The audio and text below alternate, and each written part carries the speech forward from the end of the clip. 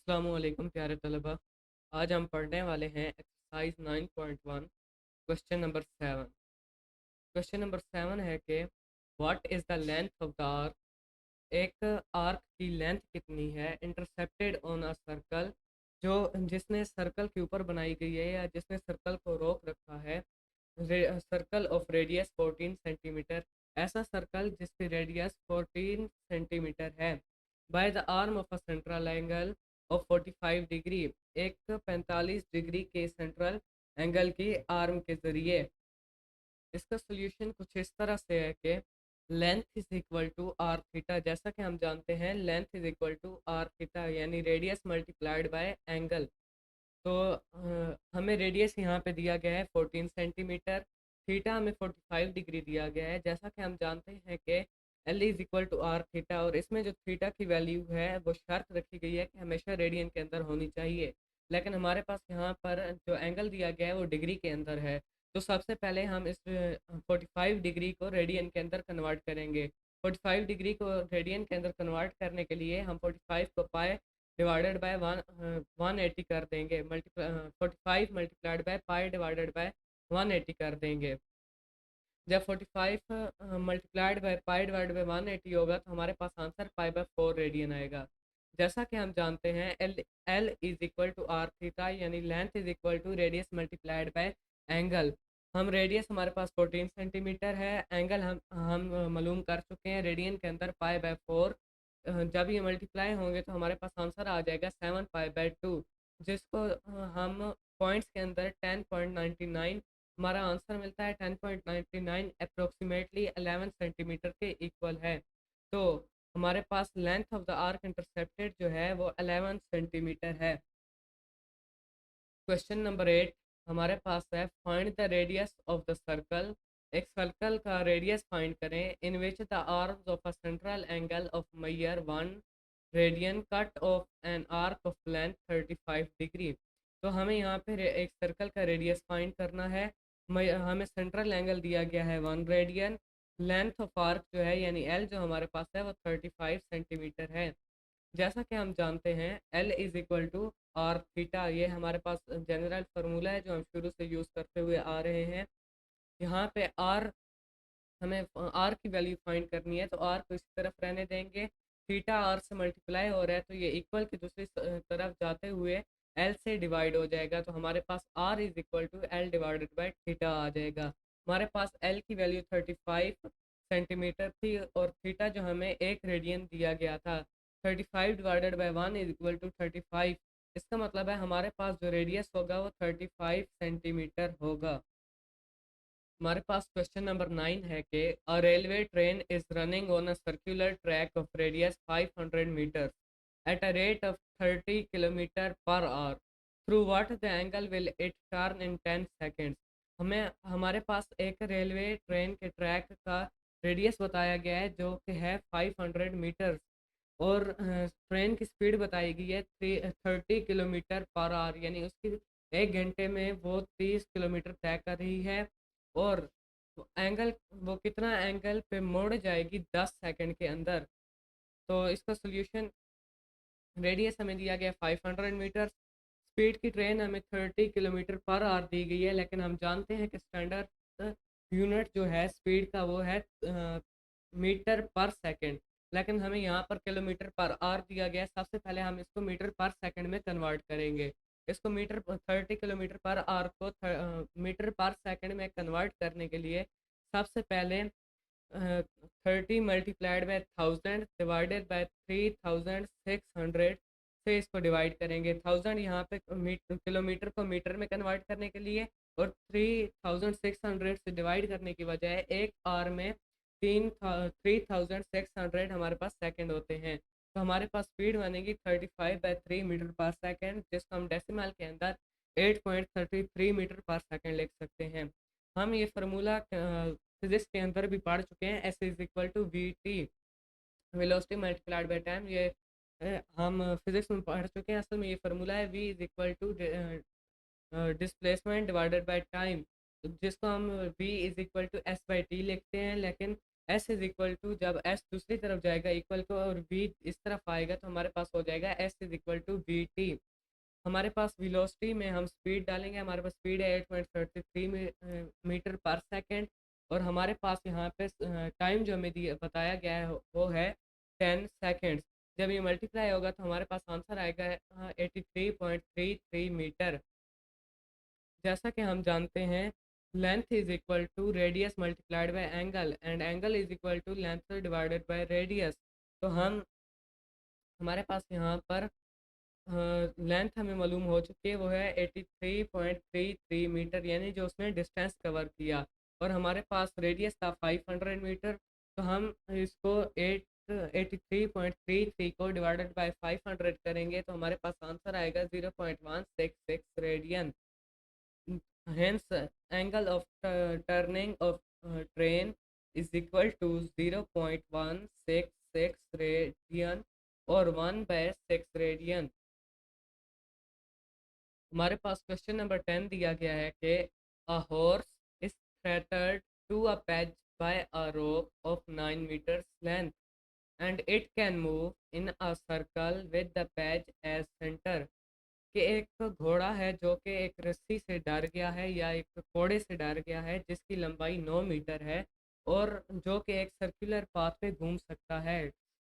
If the horse moves along the circumference of the circle, अगर घोड़ा उस वो जो घोड़ा है वो जिस दायरे के अंदर घूम सकता है उसी के किनारों पर अगर हमारा जो घोड़ा है वो दौड़ता है, कीपिंग द रोप टाइट, अगर रोप जो है वो खिंची रहे टाइट हो, तो how far will it have gone when the rope has turn through an angle of 70 degree. तो घोड़ा कितना भागेगा जब हमारा घोड़ा 70 डिग्री एंगल तक मुड़ चुका हो। तो इसका सोल्यूशन कुछ इस तरह से होगा कि हमें रेडियस दिया गया है 9 मीटर। 9 मीटर असल में उस जो रस्सी या वो जो कोड़ा है उसकी लंबाई है।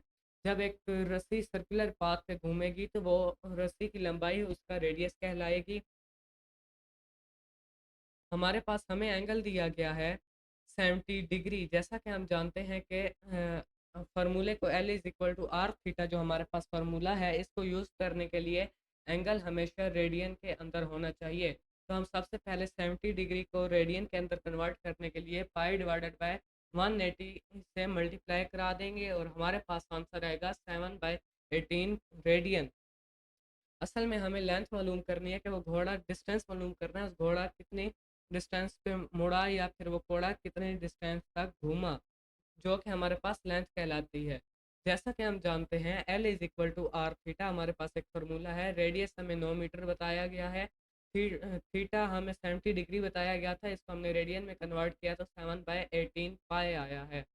तो हम वैल्यूज पुट कर देंगे, आर की जगह 9, थीटा की जगह 7/18 पाई। जब ये मल्टीप्लाई होगा तो मल्टीप्लाई होने के बाद हमारे पास आंसर आएगा 11 metre. Hence circumference of the circle will be 11 metre, या आप दूसरे अल्फाज में कह सकते हैं कि वो घोड़ा या कोड़ा रस्सी या वो कोड़ा जो है वो 11 मीटर तक ही उसने फासला तय किया। क्वेश्चन नंबर 11 हमें दिया गया है कि the pendulum of a clock, एक क्लॉक का पेंडुलम इज 20 सेंटीमीटर लॉन्ग। एक क्लॉक का पेंडुलम है जिसकी लंबाई 20 सेंटीमीटर है, and it swings through an angle of 20 degree each second, जो कि हर सेकंड में 20 डिग्री तक घूमता है। How far does the tip of the pendulum will move in 1 second. तो एक सेकेंड में पेंडुलम की जो टिप है या वो जो उसका बोब है वो कितना फासला तय करेगा एक सेकेंड के अंदर। हमें रेडियस यानी कि पेंडुलम की जो लेंथ बताई गई है वो है 20 सेंटीमीटर। जब हम एक रस्सी को सर्कुलर पाथ पे घुमाते हैं तो उसकी लेंथ रेडियस का काम करती है। इसी तरह हमारे पास पेंडुलम की जो लेंथ है वो रेडियस के तौर पे काम करेगी और हमारे पास आंसर रेडियस जो है वो 20 सेंटीमीटर आएगा।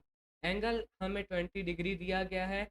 जैसा कि हम जानते हैं L is equal to R theta को के अंदर theta must be in radian, तो हम 20 डिग्री को पहले रेडियन के अंदर कन्वर्ट करेंगे और इस कन्वर्ट करने के लिए पाई बाय 180 से मल्टीप्लाई कर देंगे। 20 degree is equal to 5/9 radian.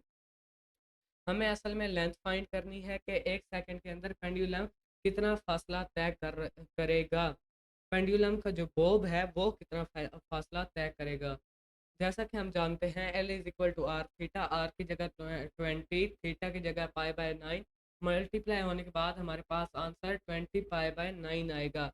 तो हाँ, हमें ये मालूम हुआ कि एक सेकंड के अंदर पेंडुलम 6.98 सेंटीमीटर कवर करेगा। जब हम पाई की वैल्यू पुट करेंगे तो हमारे पास आंसर 6.98 सेंटीमीटर आएगा। पाई की वैल्यू हमारे पास 3.14 है। Question number 12, assuming the average distance of the earth from the sun to be 148 multiplied by 10 की raise पर 6 kilometer and the angle subtended by the sun at the eye of a person on the earth of Meyer 9.3 multiplied by 10 की raise पर -3 radian. Find the diameter of the sun. इस question के अंदर हमें बताया जा रहा है कि एक आदमी है जो कि सर उठा के सूरज की तरफ देख रहा है। सूरज वो जिस एंगल पे सर उठा के सूरज की तरफ देख रहा है वो एंगल 9.3 मल्टीप्लाइड बाय 10 की रेस पर -3 रेडियन है। और ज़मीन और सूरज के दरमियान जो फासला है वो है 148 मल्टीप्लाइड बाय 10 की पावर 6 किलोमीटर। तो हमें इसके अंदर सूरज का डायामीटर बताना है। तो सूरज का डायामीटर ढूँढने के लिए ये एक डायग्राम के अंदर हो सकता है कि आपको कुछ बेहतर समझ आ जाए। हमारे पास सबसे पहले हम गिवन डेटा को अज़्यूम करेंगे। सबसे पहले हमें बताया गया है रेडियस 148 मल्टीप्लाइड बाय 10 की पावर 6 किलोमीटर। इसके रेडियस ये एक्चुअली डिस्टेंस है ज़मीन और सूरज के दरमियान, क्योंकि ज़मीन सूरज के गिर्द एक सर्कुलर पाथ पे घूम रही है, तो इन दोनों के दरमियान जो डिस्टेंस होगा वो रेडियस के काम करेगा। तो हमारे पास रेडियस है 148 मल्टीप्लाइड बाय 10 की पावर 6 किलोमीटर। थीटा हमें दिया गया है जो कि एंगल था, जिस एंगल पे वो आदमी सर उठा के सूरज को देख रहा था, वो एंगल था 9.3 मल्टीप्लाइड बाय 10 की पावर -3 रेडियन। जैसा कि हम जानते हैं L is equal to R theta. R की जगह हम रेडियस पुट करेंगे 148 मल्टीप्लाइड बाय 10 की पावर 6 मल्टीप्लाइड बाय, हमें जो एंगल थीटा दिया गया था वो रेडियन के अंदर ही था, तो हमें चेंज करने की ज़रूरत नहीं है। 9.3 मल्टीप्लाइड बाय 10 की पावर -3। मल्टीप्लिकेशन के बाद हमारे पास आंसर आता है वन 1376.4 मल्टीप्लाइड बाय 10 की पावर 3 किलोमीटर, जो कि हमारे पास लेंथ है। इसका मतलब है diameter of the sun 1.376 multiplied by 10 की पावर 6 किलोमीटर हमारे पास है। क्वेश्चन नंबर 13, क्वेश्चन नंबर 13 के अंदर हमें बताया जा रहा है कि a circular wire of radius 6 centimeter is cut, straightened and then bent so as to lie along the circumference of a hoop of radius 24 centimeter. Find the measure of the angle which it subtends at the center of hoop. इसके अंदर हमें बताया गया है कि एक हमारे पास round wire है, यानी सर्कुलर वायर है, जिसका रेडियस 6 सेंटीमीटर है। उसको हमने पहले सीधा किया, फिर उसको काट दिया, सीधा काट दिया, और फिर उसको हमने एक सर्कल के बॉर्डर या सरकमफ्रेंस की तरह घुमाया और एक हुप सी बना ली। उसका रेडियस हमारे पास 24 सेंटीमीटर आया। Find the measure of the angle, तो हमें वो एंगल ढूंढना है जो कि उस हुप के सेंटर से उसकी सरकमफ्रेंस तक जाता हो। तो हमें सबसे पहले radius of the circular wire जो बताया गया है, यहाँ पे हमारे पास टाइपिंग एरर है। यहाँ पे हमारे पास 24 सेंटीमीटर है, यहाँ पे टाइपिंग एरर है, असल में यहाँ पे 24 सेंटीमीटर है। Length of a circular wire जो हमें बताई गई है वो 6 सेंटीमीटर है, और हमें बताया गया है कि वो एक सर्कुलर सर्कल की शेप में, यानी सर्कल बना के रखी गई थी, जिसका एक, जैसा कि हम जानते हैं कि एक सर्कल का टोटल जो डाया टोटल जो सरकमफ्रेंस की मेजर होती है वो 2 पाई यानी 360 डिग्री होती है। तो हम 6 सेंटीमीटर को 2 पाई से मल्टीप्लाई करेंगे ताकि हमें उसकी एक्चुअल लेंथ मालूम हो। तो उसकी एक्चुअल लेंथ थी 12 पाई सेंटीमीटर। रेडियस हमारे पास 24 सेंटीमीटर था। हमें एंगल फाइंड करना है यानी थीटा फाइंड करना है। जैसा कि हम जानते हैं L is equal to R theta, theta is equal to L by R. हमने ये जो आर है थीटा के साथ, इसको इक्वल की दूसरी तरफ ले जाके एल से डिवाइड कर दिया। सीधा वैल्यूज पुट करेंगे। लेंथ हमारे पास 12 पाई थी और रेडियस हमारे पास 24 सेंटीमीटर था। डिवाइडिंग के बाद हमारे पास 1/2 1 पाई/2 बाकी रह गया। ये 12 डिवाइडेड बाई 24 हुआ था, 1/2 पाई हमारे पास रह गया। इसका मतलब है center of the angle theta is equal to पाई/2 रेडियन। हमें question number 14 show that the area of a sector of circle circular region radius r is 1/2 arc square theta, where theta is the circular measure of the central angle of sector। Sector कहते हैं एक circle का कोई एक मखसूस हिस्सा जिसको हम मखसूस कर लेते हैं किसी कैलकुलेशन के लिए। हमें बताया जा रहा है कि उसका जो एरिया है वो 1/2 आर्क स्क्वायर थीटा है। प्रूफ करें कि ये कैसे आया। तो सबसे पहले हम लेट करते हैं कि हमारे पास एक सर्कुलर एक सर्कल है जिसका रेडियस आर है और उसका जो सेंट्रल एंगल है वो थीटा है। यहाँ पे देख सकते हैं कि ये एक सर्कल है, ये इसका सेक्टर है, ये जो सिलेक्टेड एरिया है ये एक सेक्टर है, ये इसकी लेंथ है। जैसा कि हम जानते हैं थीटा को फाइंड करने के लिए हमारे पास एक जनरल फार्मूला है, area angle in the sector divided by area of the sector is equal to angle of the circle divided by area of the circle. हमारे पास एंगल ऑफ द सेक्टर जो था वो थीटा था, area of the sector A, angle of the circle जो होता है वो हमारे पास 2 पाई यानी 360 डिग्री होता है पूरे सर्कल का एंगल, और एरिया ऑफ द सर्कल जो हमारे पास होता है वो पाई आर स्क्वायर होता है। Values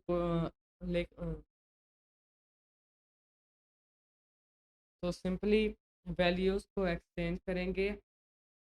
A by theta is, जैसा कि हमें यहाँ पर एंगल फाइंड करना है यानी थीटा, तो थीटा को हम इक्वल को दूसरी तरफ ले जाके मल्टीप्लाई कर देंगे और इक्वल की दूसरी तरफ पाई आर का स्क्वायर जो हमारे पास है वो इक्वल के इस तरफ आ जाएगा। तो हमारे पास आंसर होगा ए इज इक्वल टू आर का स्क्वायर थीटा डिवाइडेड बाई 2। हम आर के स्क्वायर को अलग लिख लेते हैं और 1/2 आर का स्क्वायर थीटा, ये हमारे पास एरिया ऑफ अ सेक्टर है और यही हमसे प्रूफ में पूछा गया था। Question number 15, two cities A and B lie on the equator such that their longitudes are 45 degree east and 25 degree west respectively. Find the distance between the two cities taking radius of each as 6400 kilometre. इसके हमें अंदर बताया जा रहा है कि दो शहर हैं जो कि एक सर्कल के दो किनारों पर है यानी ज़मीन के दो किनारों पर हैं, जैसे कि यहाँ पे दिखाया जा रहा है ए एंड बी, और उनका शहर के किनारों पर है और उनका शहर के दरमियान से जो रेडियस बन रहा है ए का 25 डिग्री और बी का 45 डिग्री। तो हमें ए और बी के दरमियान जो टोटल डिस्टेंस है वो फाइंड करना है। तो total angle of two cities, दोनों सिटीज़ के दरमियान टोटल एंगल कितना बन रहा है। हमारे पास सिटी बी के लिए 45 डिग्री था और सिटी ए के लिए 25 डिग्री। इन दोनों को प्लस करेंगे तो हमारे पास 70 डिग्री आएगा। जैसा कि हम जानते हैं हमारे पास जो फार्मूला है L is equal to R theta, उसके अंदर theta must be in radian होना चाहिए, जिसकी वजह से हम 70 डिग्री को रेडियंस में कन्वर्ट करेंगे, इसको 5/180 से मल्टीप्लाई करेंगे और हमारे पास आंसर 7/18 रेडियन आएगा। हमें रेडियस जो बताया गया था इन दोनों जो रेडियस बताया गया था वो था 6400 किलोमीटर। लेंथ हमें दोनों सिटीज़ के दरमियान फासला फाइंड करना है यानी उनके दरमियान डिस्टेंस या लेंथ फाइंड करनी है, और हम फार्मूला जानते हैं L is equal to R theta. R की जगह 6400 kilometre multiplied by 7/18 pi, values put कर दें। L is equal to 7,822 kilometre हमारे पास इनके दरमियान जो फासला है वो होगा। इसी तरह हमारे पास क्वेश्चन नंबर 16 है, the moon subtends an angle of 0.5 degree at the eye of an observer on Earth. The distance of the moon from the Earth is 3.844 multiplied by 10 की power 5 kilometer approximately. What is the length of the diameter of moon? हमें बताया जा रहा है कि ज़मीन पर एक आदमी खड़ा है जो कि चांद की तरफ देख रहा है। उसकी आंखें जो ज़मीन से एंगल बना रही हैं चांद की तरफ देखने के लिए, वो 0.5 डिग्री है।